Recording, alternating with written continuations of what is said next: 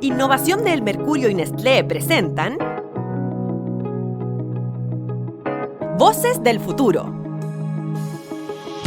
Este podcast marca la previa al encuentro por los jóvenes de la Alianza del Pacífico, que reunirá a protagonistas de Perú, Colombia, México y Chile en octubre de este año en Santiago.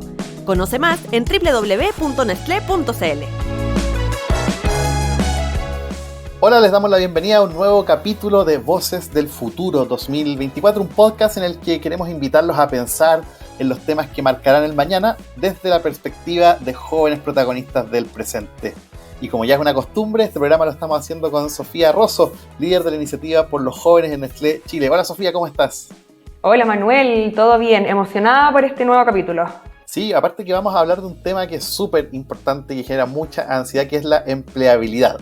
Aquí estamos llenos de preguntas, diría yo. Siempre cuesta saber si uno va a encontrar trabajo en el futuro, pero parece que esto se ha vuelto como mucho más incierto desde la disrupción que ha provocado la inteligencia artificial generativa en los últimos años. Y para comenzar este tema que es crucial, estamos con Mario Mora. Él es fundador y CEO de una plataforma llamada First Job, como primer trabajo. Mario es ingeniero comercial de la Universidad de Santa María. Lidera esta startup que hoy día permite que más de 500,000 de jóvenes puedan conectarse con el mundo laboral y está presente en todos los países de la Alianza del Pacífico. Hola Mario, bienvenido. ¿Qué tal Manuel? Un gusto estar. Saludo también a Sofía. Sí, vamos con la conversación, Mario. Mira, este tema y que para muchos como que puede ser árido, el tema del mundo laboral, incluso intimidante, para ti ha sido siempre como una pasión. Entonces, quisiera partir la conversación preguntándote ¿cómo te apasionaste, cómo te enamoraste de este problema? Bueno, nosotros como First Job llevamos 12 años ayudando a los jóvenes a encontrar sus prácticas y primeros trabajos, con todo un proceso de disrupción que hubo con la entrada de los millennials al trabajo y hoy día con la entrada muy fuerte de los centennials. Hemos vivido ya dos procesos de generaciones que han sido diferentes en cuanto a la necesidad de la empresa, y previamente a eso, estos 12 años, yo hace 15 años entré a este mundo organizando las ferias laborales en mi universidad. Entonces ahí fue cuando conocí, siendo estudiante, tuve la iniciativa de generar esta conexión, porque en mi universidad no la tenía en otro campus, entonces la quisimos hacer y desde ahí comenzamos a relacionarnos con este mundo que es conectar a personas sin experiencia con oportunidades de trabajo. Oye, ¿y eso fue casual o de verdad es un tema con el que tú estabas como muy preocupado, muy conectado? Yo estaba muy relacionado al mundo de emprendimiento mientras estudiaba, trabajaba con algunos proyectos con Endeavor y desde ahí entré como a este mundo de hacer cosas, ¿no? De hacer cosas, digamos, quizás de manera casual, como por generar experiencia. Creo que una de las cosas que yo buscaba mientras estudiaba es algo muy difícil, que es tener experiencia sin experiencia. Muchas veces hay como algunos memes que buscan, no sé, recién titulado con 10 años de experiencia.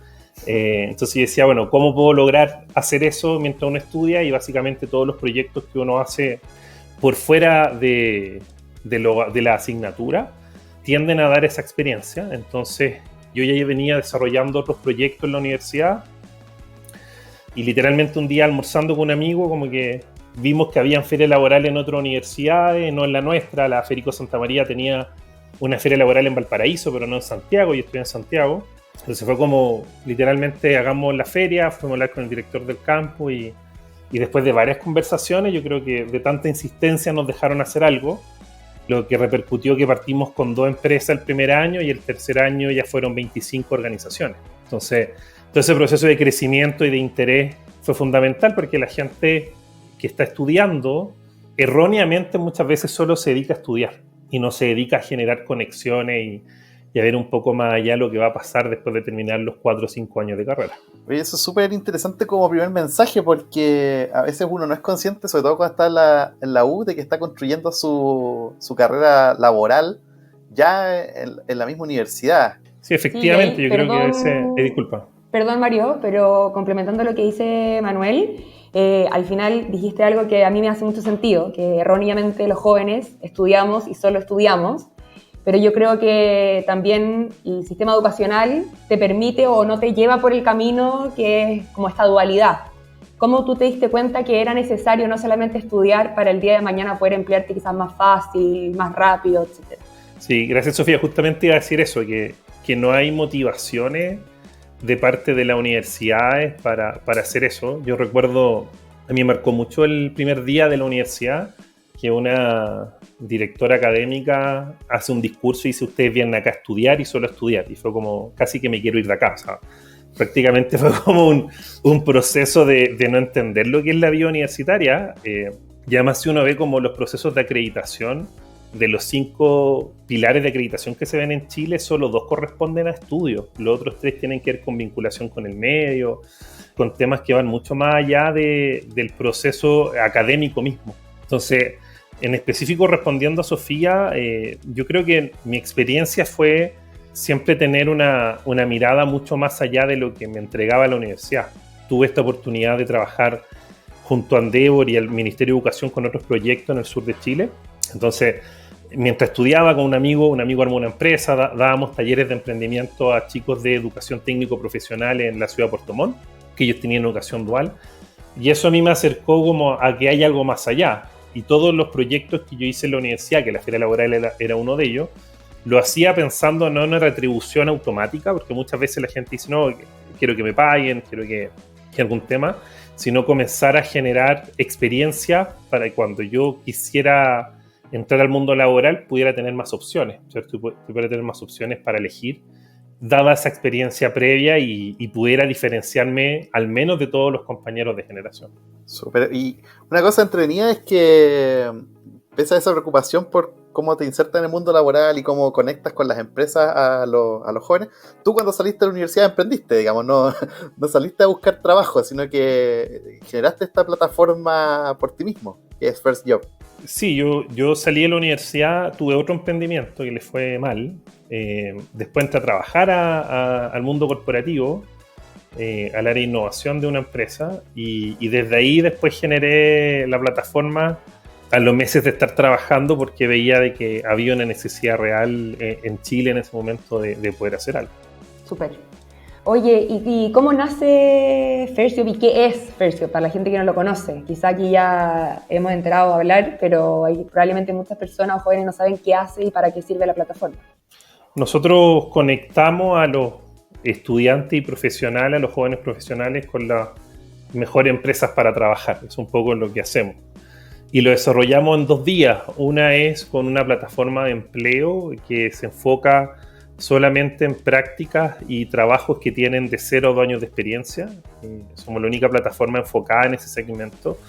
Y adicionalmente apoyamos todo el proceso de empleabilidad que tienen las empresas para certificarse que son buenos lugares para los jóvenes profesionales.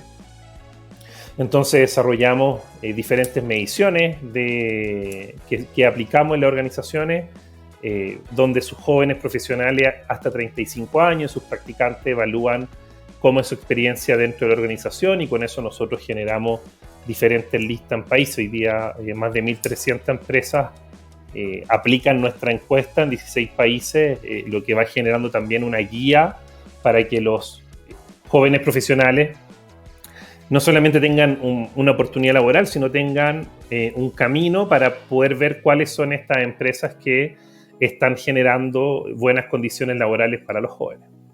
Oye, Mario, con toda la información que ustedes tienen y con estos años de trabajo que ya llevan, ¿cuál dirías tú o cuál sería como el perfil de la empresa que es un buen lugar para atraer talento joven?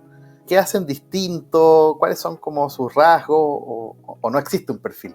Yo creo que, en primer lugar, las empresas que tienen programas de práctica o pasantías muy enfocadas tanto al segmento profesional como al segmento de colegio, son empresas que se preocupan de poder acercar estas oportunidades laborales a los jóvenes, ¿sí?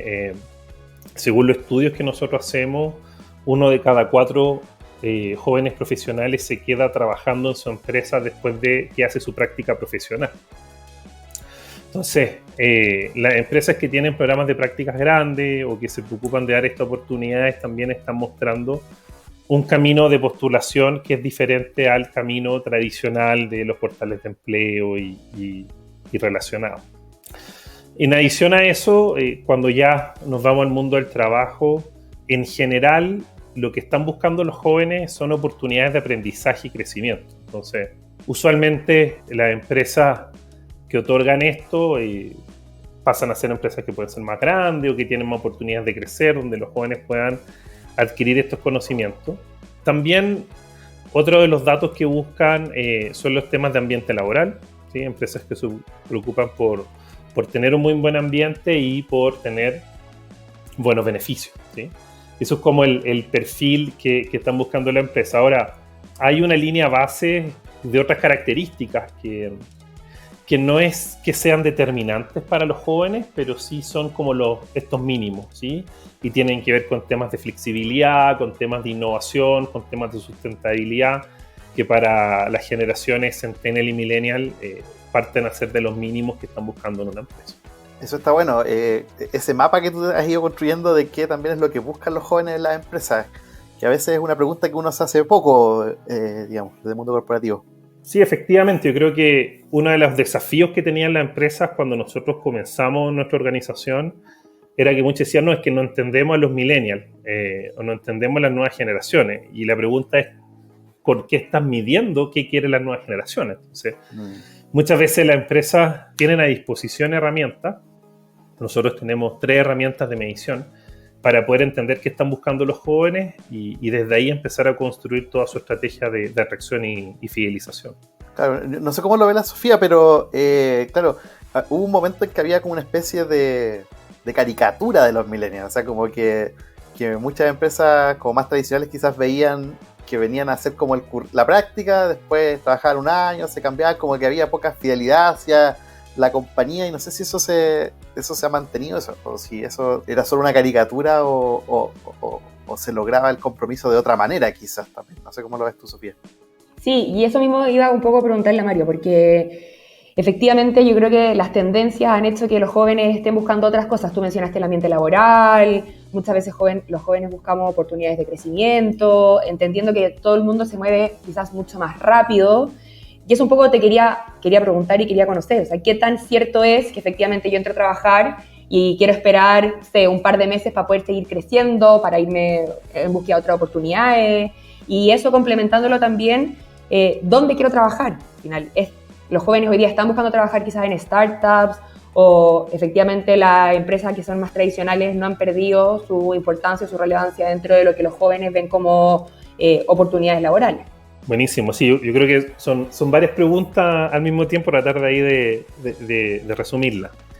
En primer lugar, nosotros, según el estudio EFI, se llama Employer for Youth, que hacemos en Chile, el 62% de los profesionales que tienen hasta 25 años que están trabajando en la empresa se quiere cambiar de cargo o asumir un nuevo desafío en un año o menos, el 62%. Es una carrera bien rápida. Bien rápida y sobre todo rápida en los primeros años de carrera. O sea, hay un proceso de aspiracionalidad y el desafío de las organizaciones es poder comunicar, transparentar cuáles son los tiempos en cada empresa e ir mostrándole a los jóvenes ese desafío. O sea, entonces, por un lado está el querer ser de la gente y por otro lado tenemos los organigramas y los requisitos que están teniendo la empresa. Entonces, ahí es donde usualmente se genera un desafío. Pero por otro lado, en ese aspecto, ese desafío es de mejor comunicación. Quizá, o sea, ¿cuán realista también es pensar que uno al año de hacer la práctica va a estar como asumiendo nuevas responsabilidades? O no sé si eso como que se da con la realidad. Yo creo que uno de los desafíos más grandes que tiene la empresa hoy y para los próximos 5 años es enseñar a trabajar a la gente. Y desde el contexto más como amplio de ese tema. O sea, hoy día está entrando a trabajar una generación que vivió sus últimos años de carrera en pandemia, sus últimos años de colegio en pandemia, y eso ha generado ciertos cambios en cómo la gente interactúa.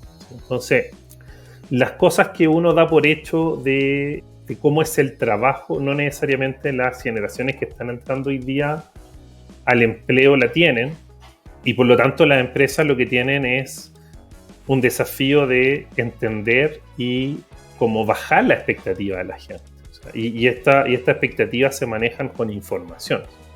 Poder dar a entender a los profesionales jóvenes cuáles son los requisitos que se tienen que cumplir, cuáles son los temas, cuáles son los tiempos. Ahora, por otro lado, este empuje generacional sí tiene que haber cambio interno en las empresas, porque si yo como organización tengo que, después del tercer año, generar algún cambio, va a ser muy difícil que la gente se quede. Entonces aquí hay que alinear dos cosas. Alinear expectativas a los jóvenes, pero también revisar los procesos internos dentro de este tema. Nosotros siempre vamos entrevistando muchos jóvenes que están trabajando de manera aleatoria, porque a pesar que tenemos 12 años, tenemos que mantenernos generacionalmente muy encima de lo que está pasando en la empresa. Y yo recuerdo que uno de los mayores alegatos que he visto en la empresa es decir, oye, yo llevo 9 meses en un cargo y no me suben porque necesitan 12 meses, entonces van a buscar una persona afuera que tiene un año de experiencia, pero eso, ¿y por qué? Porque es requisito fundamental de la empresa y no se puede mover. Entonces esa poca flexibilidad muchas veces genera excepción y la gente dice, bueno, ya yo voy a tener que esperar 1 año y medio más para que me suban y voy a empezar a buscar empleo en otros lados. Entonces creo que hay dos cosas, alinear expectativas y revisar procesos internos. Y siguiendo un poco con lo que preguntaba Sofía, ¿cuáles son la aspiracionalidad? Nosotros tenemos un estudio que se llama Top of Mind, que mide específicamente la aspiracionalidad, y dentro del top 100 de empresas en Chile solamente hay 5 startups de donde la gente quiere espontáneamente trabajar, ¿sí? Entonces, hay una... si lo vemos como el mundo startup tal cual, ahora si sumamos empresas de tecnología tipo Google, tipo Uber, probablemente lleguemos a unas 15, 20 empresas, ¿sí? Entonces hay una aspiracionalidad que se mueve lo que es como startup tradicional 5%, empresas tecnológicas globales puede llegar a un 20%, y eso más o menos lo vemos en toda Latinoamérica. O sea, en Latinoamérica todavía la gente busca empresas grandes, ahora busca empresas grandes con espíritu de startup. O sea, eso era justo lo que tengan, como que sean ágiles. Que sean flexibles, que sean ágiles, que tengan el proceso, porque hay un tema importante que, y volviendo a esta pregunta de la caricatura, Manuel, que le hiciste a Sofía, el segundo atributo, nosotros venimos haciendo el estudio EFI hace 10 años, ya tenemos data de hace 10 años, y algo que no ha cambiado es que el atributo de estabilidad laboral es el segundo o tercer más importante al momento de elegir un empleo, ¿sí? Ah, mira tú. Estás escuchando a Mario Mora en Voces del Futuro. Es bien llamativo. Entonces, es muy llamativo porque cuando uno lee sobre los temas de millennials o de centennials, usualmente todo viene de Estados Unidos, de Europa, donde la situación socioeconómica es muy diferente a la que existe en Latinoamérica. Y esas condiciones hacen que a veces se crea una caricatura. Ahora, el concepto de estabilidad laboral también ha cambiado, porque hoy día estabilidad laboral no significa estar 10 o 20 años en una organización, sino significa tener entornos estables, ¿sí? Y un poco mezclando lo que pasó con la startup. O sea, las startups tuvieron un boom dentro del proceso de trabajar, pero también hemos visto despidos masivos los últimos 3 años de gente. Entonces, claro, eso también está afectando la percepción que está teniendo las personas, no solamente los jóvenes, sino diferentes generaciones, sobre los riesgos que significa trabajar en una empresa u otra. Oye, Mario, hablemos de inteligencia artificial. ¿Tú ves que hoy día, comparado con cuando partieron ustedes con First Job, 1, hay más ansiedad en los jóvenes por esto? Y 2, ¿que está más difícil encontrar trabajo? Una excelente pregunta. Yo creo que sí o sí hay más ansiedad. Y a los que vieron Intensamente 2, una de las nuevas, sin spoilear, pero una de las nuevas emociones es ansiedad, ¿cierto? Ya todo el mundo lo sabe y aparece dentro de ese tema. Yo creo que hoy día está entrando una generación que es mucho más ansiosa emocionalmente. Y de alguna manera, y uno lo puede ver, de hecho, en varios videos en TikTok de gente que dice, estoy terminando mi estudio y díganme si no soy la única en esta crisis, que estoy terminando el estudio y no sé qué va a pasar con mi vida, ¿sí? Yo creo que probablemente en generaciones anteriores, incluidos los millennials, no se hablaba mucho de eso, porque el cuestionamiento era trabajar, ¿no? Algunos emprender, pero básicamente es como trabajar. Creo que hay mucha ansiedad con un contexto de no saber qué hacer. O sea, estudié 4 o 5 años de mi vida y me enfrento a un proceso de buscar empleo, por lo que con suerte tuve una asignatura en la universidad que me enseñaron a usar un currículum. Entonces, me preparé 4 o 5 años para uno de los momentos más importantes de la vida y no me prepararon. Entonces eso va generando un proceso muy difícil dentro de los jóvenes. Y lo otro es que la generación Z Express tiene muchos más canales para poder expresar este tema. O sea, hoy, yo crecí mi adolescencia, no mi adolescencia, me adulté más bien, en la universidad con Facebook, ¿sí? Claro, Facebook partió el 2006, yo estaba en la universidad el año 2006. Y uno con Facebook nos hacía viral. Entonces uno podía decir, estoy ansioso de trabajo, y ahí quedaban, ¿no? Su red de amigos.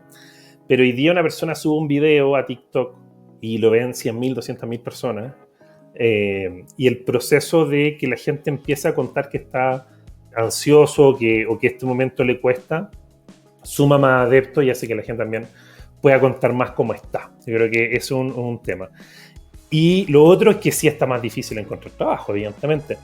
Tenemos situaciones macroeconómicas que son transversales a todos los países. Los países vienen de un proceso de inflación alta, están la mayoría bajando la inflación, y lo que significa eso macroeconómicamente es que se disminuye el gasto, se disminuyen las contrataciones. O sea, eso es lo que hoy día está pasando en toda la TAM dentro del proceso. Ahora, ¿qué es lo positivo? Es que la gente que está entrando a trabajar siempre va a tener oportunidades, pero cuando hay despidos sacan a la gente más cara, no sacan a la gente que entra a trabajar. Entonces, siempre va a haber oportunidades para los recién graduados. Yo creo que eso fue una oportunidad de negocio que nosotros vimos, pero que evidentemente hoy día el tiempo que una persona se demora en encontrar un primer trabajo en Latinoamérica son al menos 6 meses, 9 meses en una búsqueda. Creo que hay un error en la sociedad que se convirtió en yo voy a ir a la universidad o al instituto y eso automáticamente va a significar un éxito laboral. Y eso no es así. Entonces yo creo que alinear también esa expectativa es importante y que la gente entienda que no por terminar un ciclo de tu vida tú automáticamente vas a comenzar otro.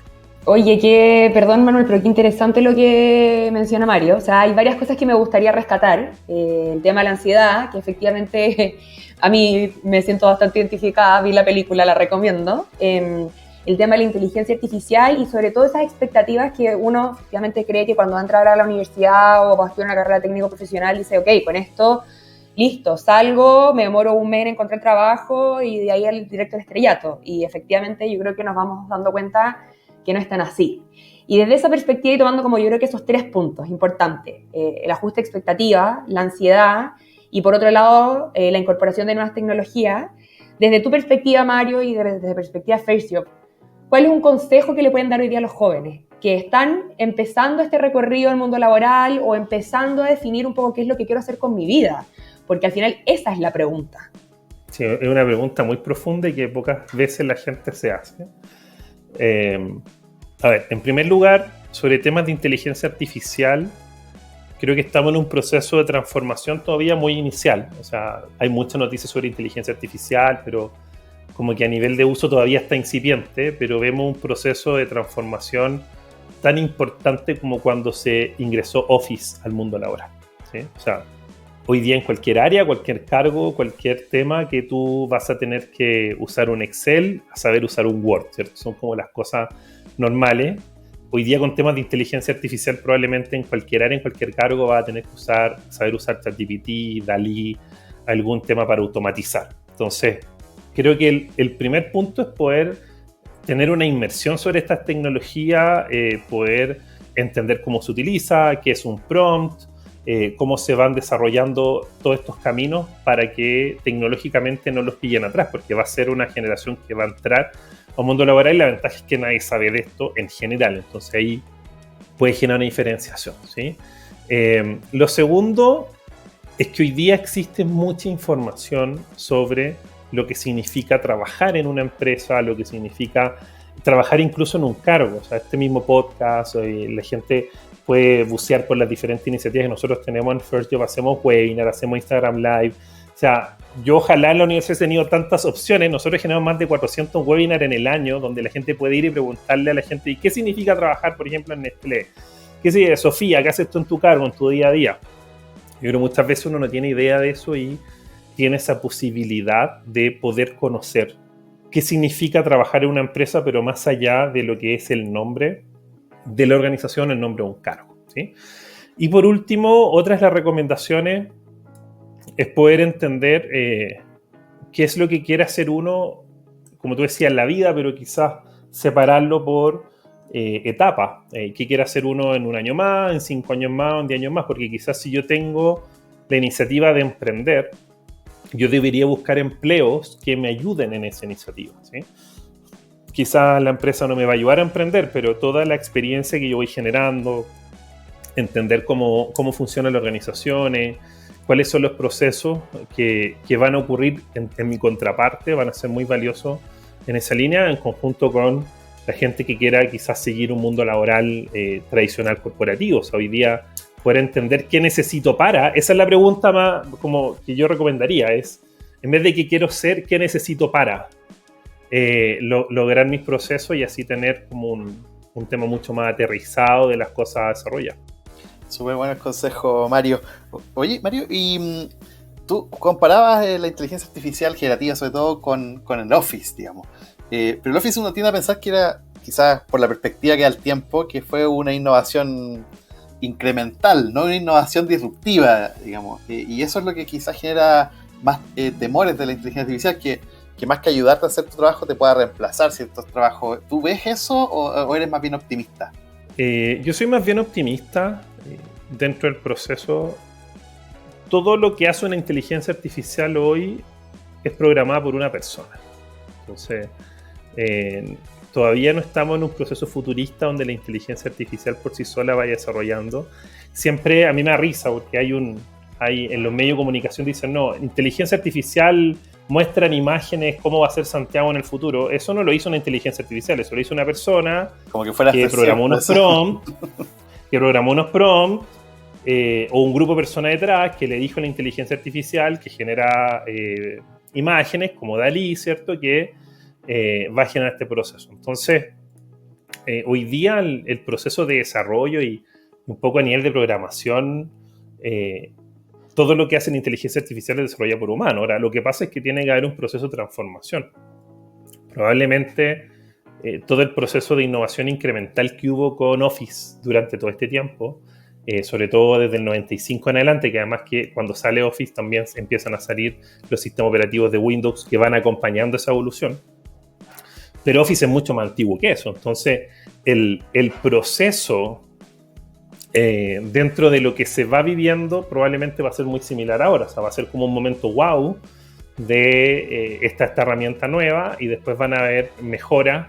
Y más allá de que mejora, se van a encontrar usos cotidianos dentro del trabajo. Y ese es como el proceso. La tecnología se va a volver más mainstream y por lo tanto la gente va a tener que utilizar toda esta línea.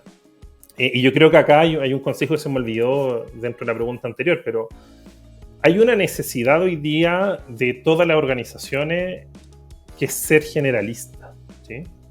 Y entonces, claro, si hay alguien que está escuchando este podcast y estudia veterinaria, probablemente igual va a tener que aprender temas de inteligencia artificial, ¿sí?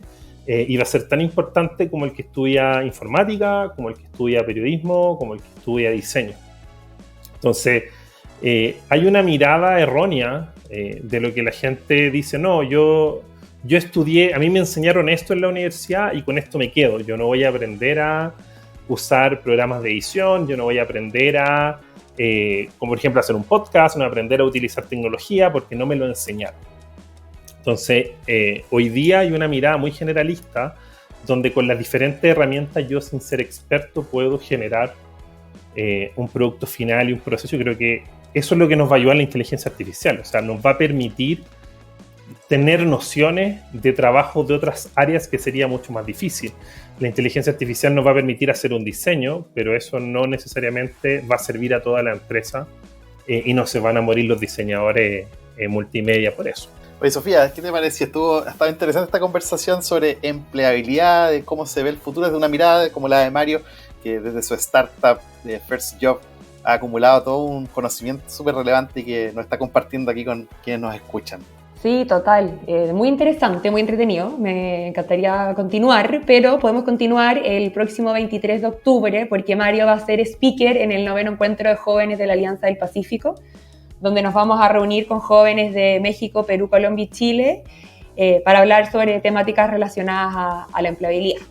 Ahí lo pueden seguir estrujando entonces a Mario con todo lo que nos puede contar sobre cómo estar preparados para que es probablemente una de las causas de mayor ansiedad en los jóvenes, ya que empiezan a ver cerca el futuro laboral. Mario, muchas gracias por haber estado en este episodio de Voces del Futuro con nosotros. No, gracias Manuel y Sofía por la invitación y felices de aportar a la iniciativa. Sí, gracias a ti, gracias a Sofía también por habernos acompañado en esta conversación que hemos tenido en este nuevo episodio, y ojalá que varios de estos conceptos a quienes nos escuchan a ustedes les hayan sido iluminadores, les sirvan para pensar en el mañana con herramientas, con información y con las palabras de alguien que sabe de verdad de este tema de la empleabilidad como Mario. Un gran abrazo, nos vemos Mario, nos vemos Sofía. Chao, chao, gracias. Chao, que estén bien. Escuchaste Voces del Futuro, un podcast presentado por el Mercurio y Nestlé que marca la previa al encuentro por los jóvenes de la Alianza del Pacífico, que reunirá a protagonistas de Perú, Colombia, México y Chile en octubre de este año y que se realizará por tercera vez en su historia en Santiago. Conoce más en www.nestle.cl.